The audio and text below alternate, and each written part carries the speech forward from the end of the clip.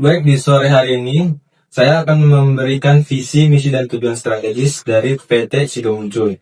Jadi visi perusahaan kami ini adalah menjadi perusahaan farmasi, obat tradisional, makanan minuman kesehatan, kosmetik, dan pengolahan bahan herbal yang dapat memberikan manfaat bagi masyarakat dan juga lingkungan sekitar. Dan di misi PT Sido Muncul ini adalah yang pertama, mengembangkan produk herbal berkualitas dan riset berkelanjutan, meningkatkan kesadaran kesehatan masyarakat, mengelola perusahaan ramah lingkungan, dan menjadi perusahaan obat herbal global.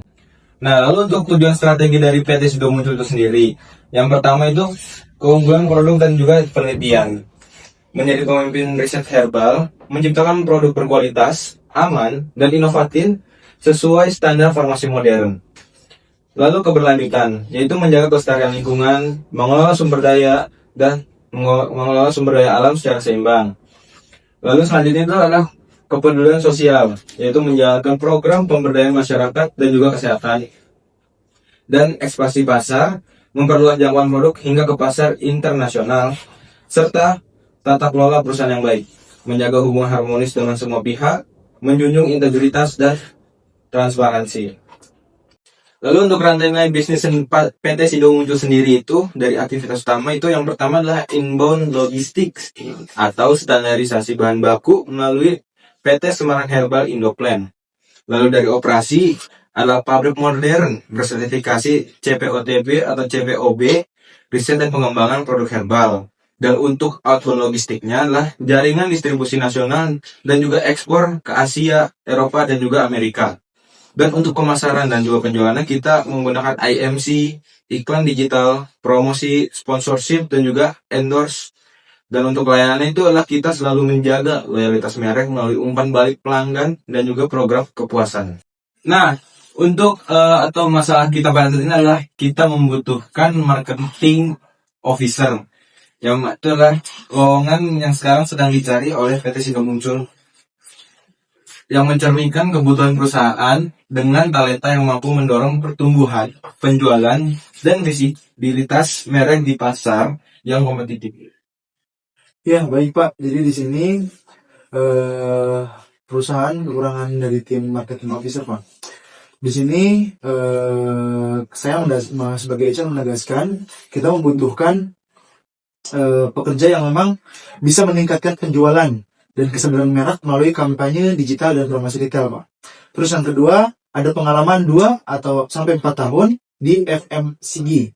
S1, mahir analisis data, familiar platform iklan digital gitu, Pak. Terus yang ketiga adalah target.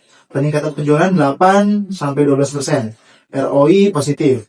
Visibilitas produk di toko prioritas kayak gitu. Terus yang terakhir adalah kolaborasi dengan tim sales, Pak. Dengan R&D, dengan agensi iklan dan distributor juga. Pak, berhubung kemarin kami setelah menyebar flyer dan ada calon-calon karyawan yang memang berminat, mereka mengirimkan email kepada kami yang cukup banyak dan ada beberapa yang memang sesuai dengan kualifikasi yang perusahaan butuhkan, Pak. Kebetulan kemarin ada satu, namanya siapa namanya? Reski ya? Iya, namanya Reski, Pak. Ya, namanya Reski, dia dari Bekasi. Kebetulan pengalaman memang di bidang marketing itu sudah sangat banyak. Nanti saya kirimkan filenya langsung ke Bapak. Dengan Mas Reski ya? Betul. Oke, kita langsung pertanyaan aja ya Mas ya. Oke, pertanyaan pertama. Ceritakan kampanye marketing yang pernah Anda jalankan dan apa peran konkret Anda ya? Untuk kampanye marketing yang saya jalankan itu ya saya memasarkan banyak produk yang saya pasarkan sebelumnya itu dengan banyak analisa dan riset pasar tentunya. Nah dari situ saya berhasil menjual banyak produk di perusahaan sebelumnya. Pertanyaan yang kedua, saat merencanakan campaign, bagaimana Anda menentukan channel atau media yang paling tepat untuk menjangkau target konsumen?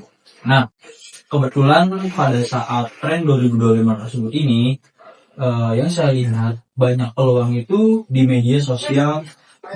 Yang utama itu ada di Instagram, TikTok.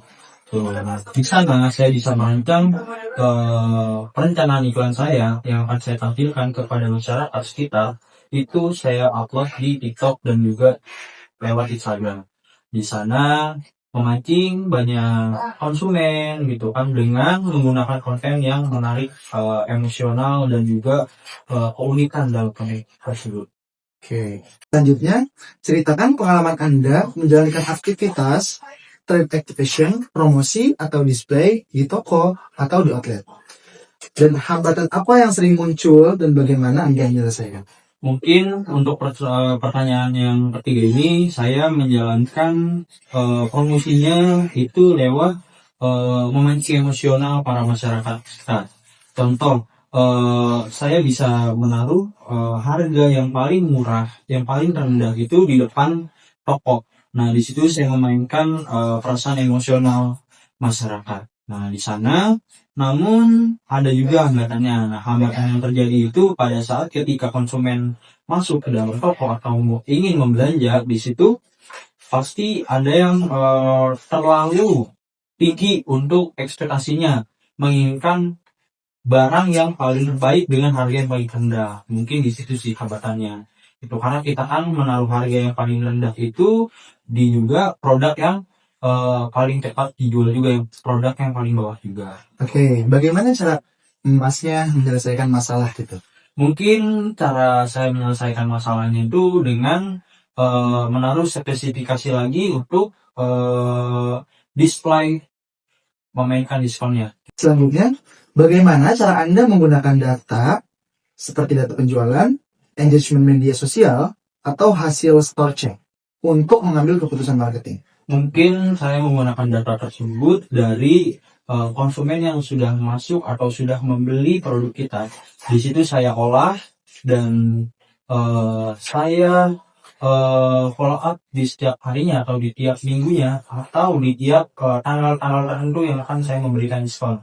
Nah, di sana saya mulai memainkan peran aktif sebagai marketing. Saya menawarkan diskon yang menarik, cashback, dan juga bonus tambahan yang akan didapat. Berikutnya, pernahkah Anda harus mengerjakan beberapa program marketing yang deadline-nya berdekatan? Bagaimana Anda menentukan prioritas dan memastikan semuanya berjalan lancar? Mungkin untuk prioritas yang saya lakukan yang utama itu kebutuhan konsumen. Nah, kebutuhan konsumen contoh, saya ingin menjual produk rumah. Nah, dengan deadline yang hampir mepet untuk saya promosikan ke banyak masyarakat. Nah, di situ yang pertama saya tekankan atau yang pertama saya prioritaskan, yang pertama itu mungkin dari iklan ya. Mungkin dari iklan saya setting semaksimal mungkin, saya simpan semua upload ke sosial media, dan juga saya mainkan peran promo di situ, bonus bentaran juga. Contoh, ketika kamu membeli rumah di bulan A, kamu akan mendapatkan bonus 1 unit motor. Mungkin seperti itu untuk memainkan peran marketing. Oke, next. Pertanyaan nomor 6. Ceritakan pengalaman Anda saat anggaran promosi dibatasi atau dipotong. Apa langkah kreatif yang Anda ambil agar program tetap dapat mencapai waktu? Sorry, tadi ulang apa? Ceritakan pengalaman Mas Reski saat anggaran promosi dibatasi atau dipotong. Apa langkah kreatif yang Anda ambil agar program tetap dapat mencapai target?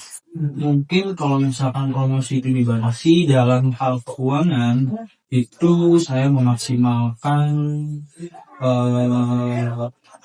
data yang udah pernah saya dapatkan, data yang udah pernah masuk ke dalam database itu saya olah kembali database-nya.